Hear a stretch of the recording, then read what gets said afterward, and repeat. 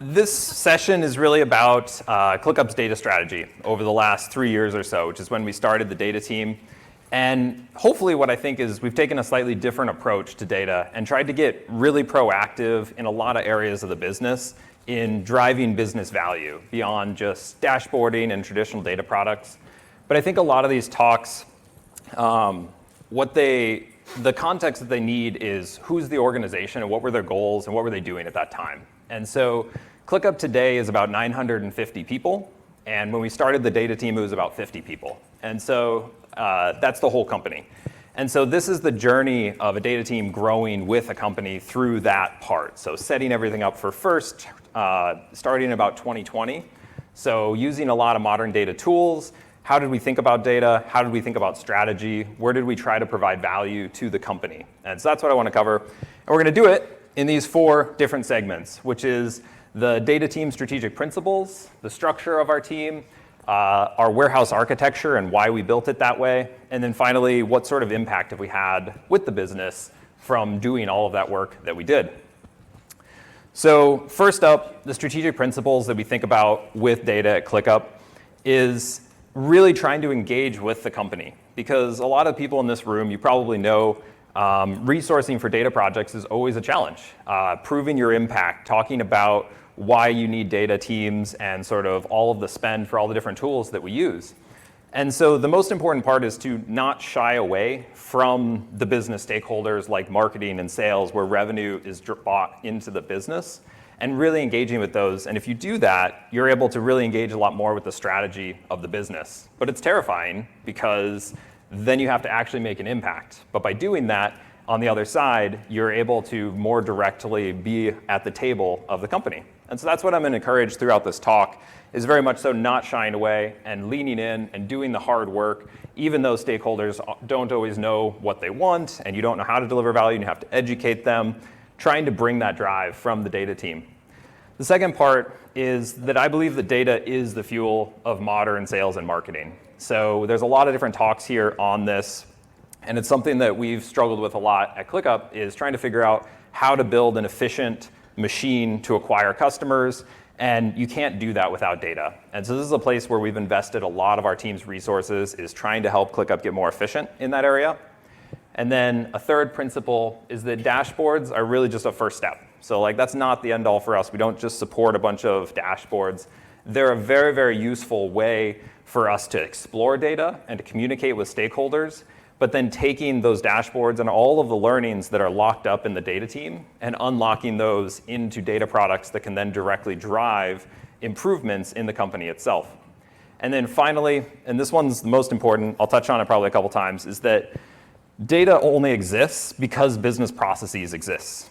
And if business processes don't exist, you'll have very bad data, and everything built on top of it will be bad. And so that's where engaging with the business stakeholders very, very early at a high level and spending a lot of extra investment in education of the people who will be using the data pays dividends over time, because ultimately you don't control everything that will be generating data in the business. All of the stakeholders will. And so making sure that they have processes that are well defined are the way that you can be much more successful.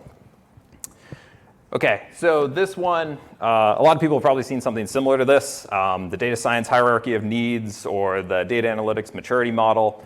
I specifically add one thing to this that I think is super, super important, which is the bottom one, and that's standardized, consistent business processes. As you're setting up a data team and you're setting up processes and all of this stuff, different stuff, you have to make sure that you're working with the organization and making sure that there are standardized processes. And that's the first step with any data program. And if you don't do that, you will spend years wasting money by not actually getting any impact, because you won't know what the actual target outcome was of any program that you set upon. And from that, the best part about this pyramid, though, is that this is not a company's maturity model. This is every single team and department in the company will go through this model independently. And so as a data team, you can find the teams that are wanting to be the innovators, that want to write down processes, that want to improve their metrics, and that really want to work with the data team, and start by working with those teams. So as you build up the maturity and you get towards ML and advanced capabilities and testing and causation, you can use those as shining examples to get other teams on board who are less interested in data and win support across the organization to scale and have a huge impact. And so that's sort of the first thing, is like find the people in the company who will do it and then use those successes to actually roll it out further. Okay, next thing, everybody always loves how our data team's structured. So at ClickUp, the way that we found that works really well is having a centralized team. So this is what our organization currently looks like. We have some analytics teams. We have a data science team who's very specifically focused on machine learning. And then we have a wonderful data engineering and analytics team who we couldn't have done any of this without, who are right here with us today. So thank you all for joining us with your hard work. And it really is, like data engineering, analytics engineering, it's the beating heart of this. It's where we started the data team, was very much so the warehouse, the data engineering, laying the foundation, and then moving on to the advanced data programs. And so still to this day, that is the beating heart of the team. And then we have some distributed analytics teams as well who work with the warehouse doing analytics elsewhere in the business, but they still work with that centralized warehouse and the models and the principles that we'll kind of chat about today. All right, so let's talk about how we built the warehouse and what we use it for and why it's called Warehouse First strategy. So ClickUp had the advantage of being a young company in 2020. And so this was a place where we got to decide whether we connected all of our systems point to point or whether we did data flows involving a warehouse. And this is something where I would encourage all of you to get involved in these systems conversations in your business, because warehouses are uniquely great at solving this exact solution. And a lot of people don't know that yet. A lot of people, maybe even in this room, haven't tried this before, but it is amazingly easier and it makes everyone's lives easier. And it reduces the burden on the systems team, but it also increases the burden on the data team. But you get a lot of benefits for doing it. And so what I mean by this is when you start and grow as a company, you're always adding more and more data systems to a company. And as you do that, connecting one data trait like the country that a user is from or the plan that they're on your product from one system to another seems easy at first. When you only have a CRM and 2 or 3 other systems, you can easily maintain the APIs between those and have all the triggers be beautiful. But as soon as you even get to like 8 systems or something like this, you can see the number of bugs and discrepancies starts to crop up, and all of that flows down to the data team at some point to resolve and to clean up and figure out what the source of truth is. And by the time you get to any sort of even mid-market scale, 500 people, 50 software systems, the system really starts to break down, and it either separates into a bunch of individual pods who maintain different areas in the business, or really just collapses and people kind of give up on it altogether. And the number of people needed to maintain this infrastructure gets significantly more and more costly. And the reason for that is it's all trigger-based for the most part. Everything has to be updated based on a trigger at a certain point in time. Alternatively, the approach that we've taken at ClickUp and fought very hard for is centralizing it through a warehouse first. And this is because we already have to solve the source of truth for the business anyways. We have to go through all of the traits and figure out, should we prioritize this phone number or this country or this trait or that trait? And by doing that, we can offer a service to the company and really start to be on an even playing field with systems and infrastructure teams around how they're building future systems, because we can return to them a complete set of traits for all of our customers and our prospects and our users. And so we can provide value for them. And the advantage is, as you scale more and more systems, if you have really great documentation and you have great processes here, you don't need more and more engineers as you add additional systems. The work is bringing in the systems, building the testing, and making sure that the data stays clean as you scale. And you don't end up with the same trait drift and errors and bugs. And this is something that's pretty simple, realistically, today with Fivetrans and the DBTs of the world and some census stuff that we'll talk about in a little bit. And so I would encourage everybody to really get involved in those upstream systems and working with the data creators and figuring out how that can be a part of the warehouse strategy and driving that into all sorts of different data products. So this is one example of one of these basically advantages that a warehouse can do that other systems really can't, which we love at ClickUp is enrichment. So we want to know as much information as we can about all of our customers, where they are, what their roles are. But as soon as you have one enrichment system, it's not too bad, but then they also put some data in our product to tell us who they were, and then we added another enrichment system for some reason, and we have all these different drifts of traits. And when you do that in point systems, you have to have meeting after meeting after meeting after meeting with people, trying to get everybody on the same page of exactly which trait should go where and when and what trigger, and it kind of devolves, and it really destroys all of the value of these systems to the business. Instead, we're all here at Coalesce, which is exactly what you can do very easily in Snowflake, which is coalesce all these traits together. Thank you for the peanut gallery. I appreciate that.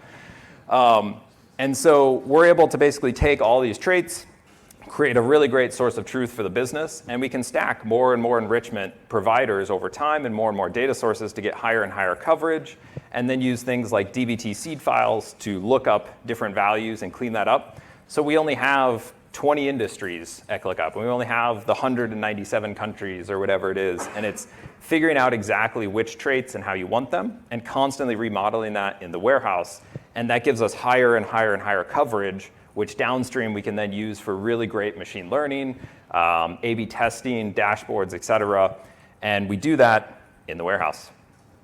The other thing that warehouses are really great at is events. So this is one of those things where the best part about this is you can forget stuff and you can still win later. Whereas if you do this in point systems, it gets harder and harder as you grow to go back and fill in historical data for your customers. But the best part is every time we attach a new system to Snowflake, in our case, and bring data into the warehouse, we basically go through and we look at all the different events that are in that system and bring that in and try to model it into very standardized event stream tables. Because ultimately, everything that a user does with your business is an event of some kind. They touch your website, they sign up for your product, a lead's created for them, they convert to paid. These are all basically timestamps that occur over a customer's life cycle. And warehouses are a great place where you can blend that all into one data model, remove all the metadata that you don't need, and just keep the system, the timestamp, the event name, and you can tell the whole customer story in one place. And this is something that comes from a lot of the principles that I really didn't mention, but it's thinking about the data from the customer's perspective. So it's not about, are they a Salesforce contact or are they a product user? These are people. We're interacting with people, and we want them to have a great experience with ClickUp. And in order to do that, we need to know what all of the experiences that these people have had with ClickUp. And so we want to be able to do that, and I want all of our data team to be able to do that relatively easily. I don't want them to have to go out and mine a bunch of different systems. And so we try to bring that together into a single touchpoints table that's very lightweight, that tells that story of what the user has been doing. And everybody loves a good data stack slide, so here's ours. You can take your pictures now. I won't judge. This is really how we think about it. And again, the one thing I'd call attention to, obviously we're bringing in all of the systems into a warehouse, very standard stuff. But in the warehouse itself, rather than just thinking about source systems and how to basically change timestamps over from one to another, it's thinking about what are the core ways that we want to model that data. And this is where I would encourage you, as you're setting up and thinking about this, to do it from the customer's perspective. So to not necessarily just think like, oh, we need all of our Salesforce data in a Salesforce table, and we need all of our billing data over here. It's like we have users and customers, and so what is their profile? So what are all the demographics? How can we represent that in the warehouse as easy and as complete as possible? And then what is the customer's journey? So that's your touch points. How have they been progressing with our company and our product? And then also attribution. So this is another great thing that warehouses are really good at, which is when you have all of those events, you can look at what events occurred right before they became a lead in Salesforce, what events occurred right before they signed up for our product. And then you can do attribution, not just from advertisers and ads that were clicked on, you can do it from emails that were sent, even though maybe you can't actually track the email exactly to the website through a UTM, through all this lossy data collection. Well, if you have the fact that an email was sent 4 hours before a person signed up or became the lead, you can add that to your touchpoints table, and then you can attribute users based on a wide range of different activities across the entire company. And again, the best part is, occasionally, we forget a system, or we find a system that somebody procured in a corner, and then we can bring it into the warehouse, add it to the stream, and then actually update the data and find new insights around attribution, where users came from, and how they've been interacting with the product. This is our DBT project today. So we are thankfully not in that 5% of people with 5,000 data models. I don't envy that situation. But we do run about 2,000 models today. And a lot of it really focuses, though, around a core 15 or so at the end of the pipeline. So we spend a lot of time staging data, a lot of time testing data. But the goal is always to get things to a data mart or a gold star kind of table at the end that is approved for analyst usage and dashboards and all of that. And so a lot of work is put in by our unsung heroes in data engineering and analytics engineering to make this beautiful under the hood. And so what that looks like for us is really this. And so we generally tend to use Snowflake as our data lake, but we've started using S3 more and more as well as we're growing. But originally, we were able to keep our whole scale in Snowflake, and we would just land everything raw. And then we follow a pretty standard base, intermediate, and then final table modeling where we add tests all through these processes. And we use both DBT tests and Metaplane to do this monitoring. And we're constantly checking for quality all along. So in the base layer, we're looking for completeness, recency, really just all the different things that can go wrong all the way in the source data. And then we use an intermediate layer to basically filter out bad data, because there's always bad data in data sets.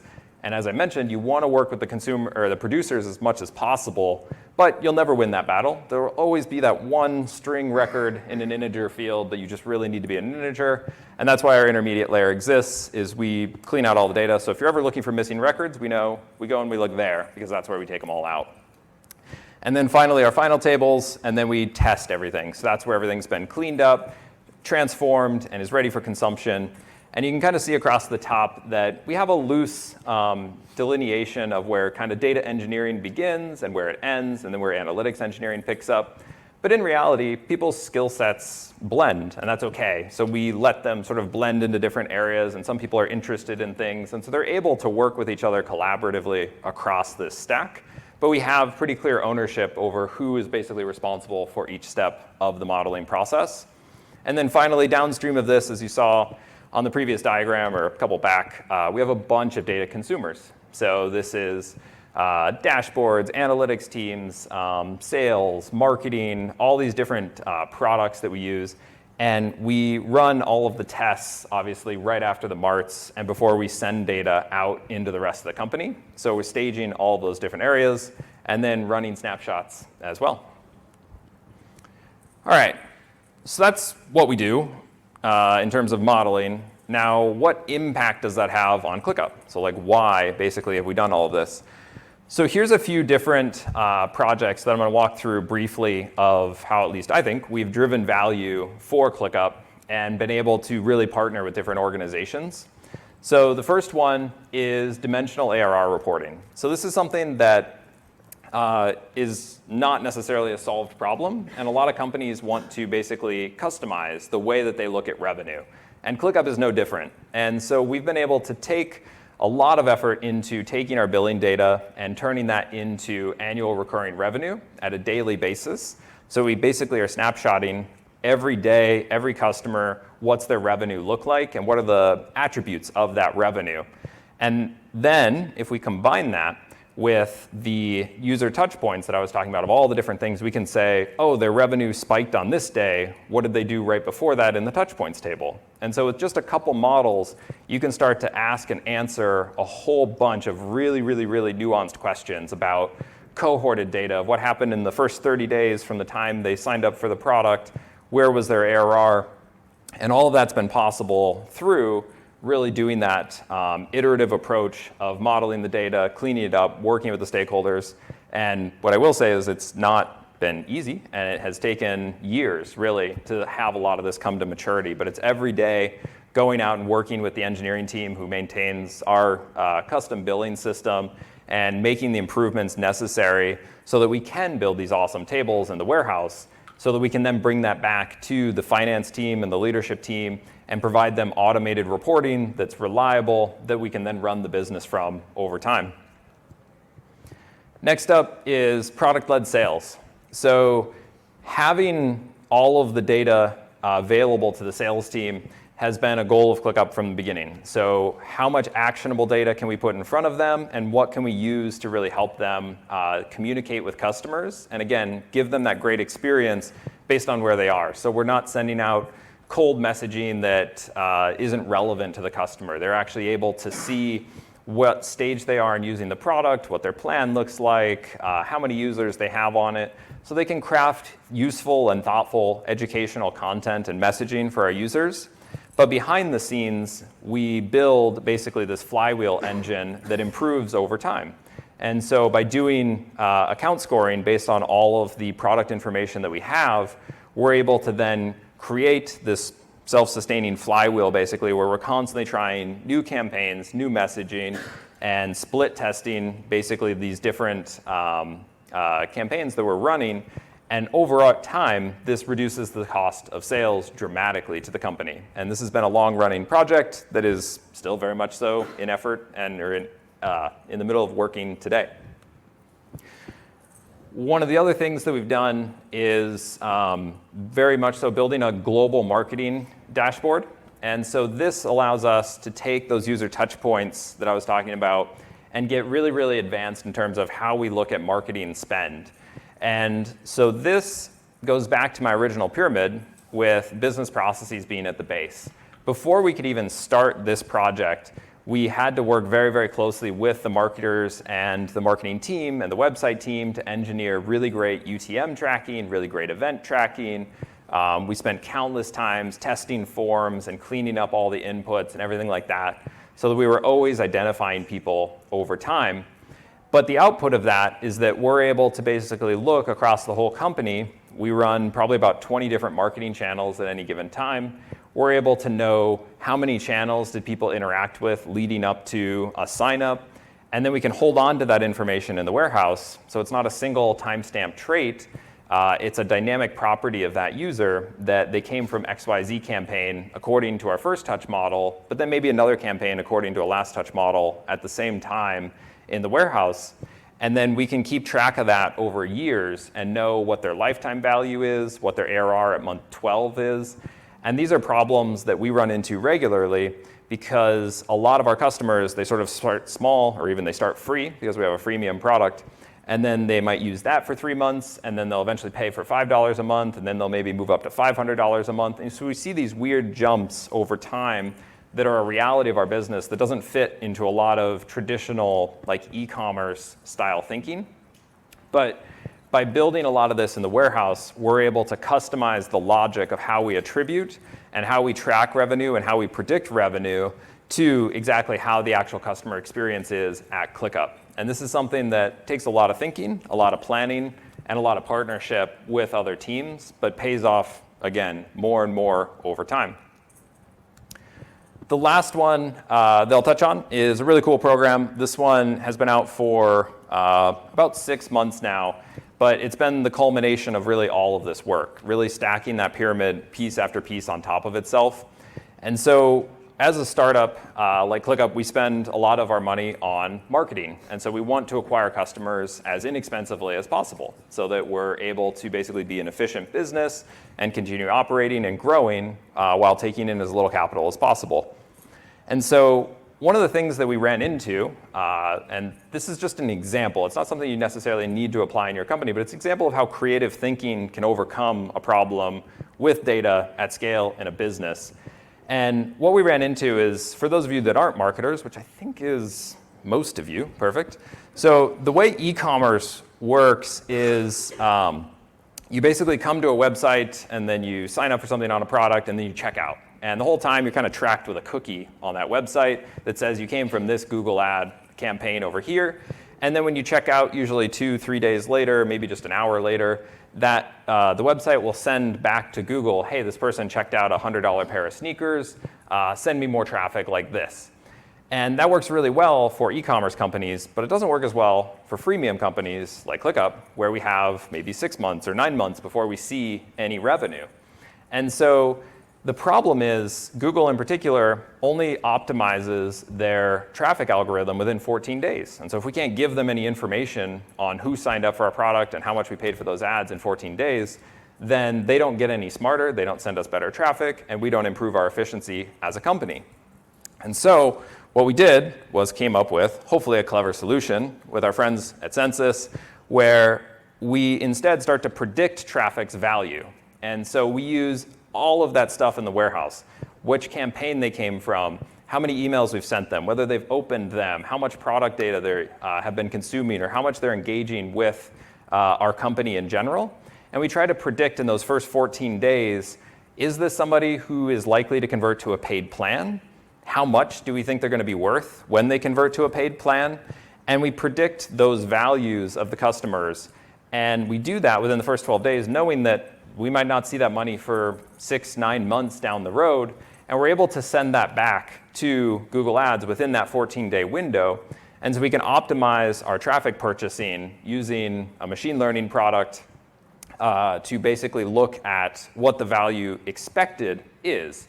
And that allows us to drive down the cost of marketing as well. So very different from a dashboard, but all of it basically grows out of all of the work we did for the attribution dashboards. If we hadn't done that, we couldn't do this. And if we hadn't cleaned up all the UTMs, we couldn't do any of it. And then the final flow of what that actually looks like is this. And so obviously we work with lots of different channels. So this is just sort of a small example. We have Google ads, Facebook ads. People are coming to our website and basically interacting with our product. Then they sign up for the product. Sometimes they'll raise their hand and become a lead. And then we process all of that data in a machine learning model to basically predict what's called the predictive LTV or PLTV of what we think they will be worth. And then we return that using Census over to Google Ads and Facebook ads. And that, on their side, they have machine learning models. And so what we're doing is we're hooking up our machine learning model to their machine learning model. And they talk. And we try to get them to basically send us the cheapest, best traffic that we want. And they do their best to meet that need. And we can tune our model based on what we're seeing coming in from our attribution dashboard. And what's happened because of that is over the last 6 months or so, we've seen the cost to acquire a customer go down by about half. And this is a huge win as a business. And it looks like it really happened quite quickly. But realistically, under the hood, we were working on this program for years with various different pieces of it. And so those are a few examples, hopefully, of some ways that you can drive business value in hopefully a slightly unexpected way using very lightweight tools like Hex, Census, Fivetran, Snowflake, dbt. It's things that I hope give you all the confidence to raise your hand a lot more and take more risks in a company, because it's really not that hard to maintain a lot of this anymore. This used to be so complex that you wouldn't want to raise your hand because you know that 2 years from now you'd have to still be supporting this thing over here. But realistically, you can spin up these programs and test them out in a lot more lightweight fashion than you used to be able to. So thank you all. Hopefully you enjoyed this fun little walk through our history.